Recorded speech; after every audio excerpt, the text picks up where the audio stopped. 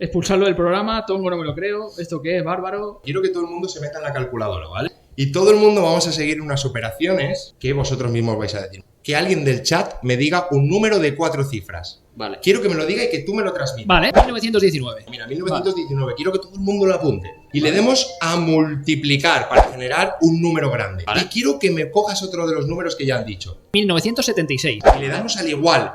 ¿Vale? Y todo el mundo nos dará 3.791.944, ¿es correcto? ¿Vale? ¿Qué prefieres, José? ¿Sumar o restar? Sumar. Sumar, pues todos le damos a sumar. Ahora quiero que me digas otro número de esas 4 cifras. 1969. Todo el mundo nos habrá dado 3.793.913. Ahora, por ejemplo, ya que has dicho sumar, le voy a dar a sumar. Tú mismo pongas el dedo así y escribas y des 9 veces ahí. Tú dime, a ver. Y todo el mundo le da a sumar y pone 0, 4, 4, 5, 7, 4, 3, 8. Le damos al igual y nos dará 108.251.351. ¿Es Vale. correcto? Vale. ¿Qué día estamos hoy? El 1 de agosto. El 1. ¿Y cuál es el primer número?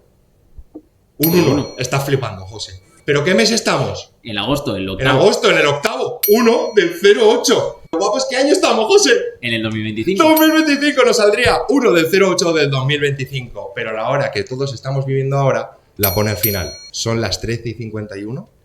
Son las 13:51. Es el día y la hora. El día y la hora. Es que claro, Ya lo he tiene echado ahora. su cosa, ¿eh?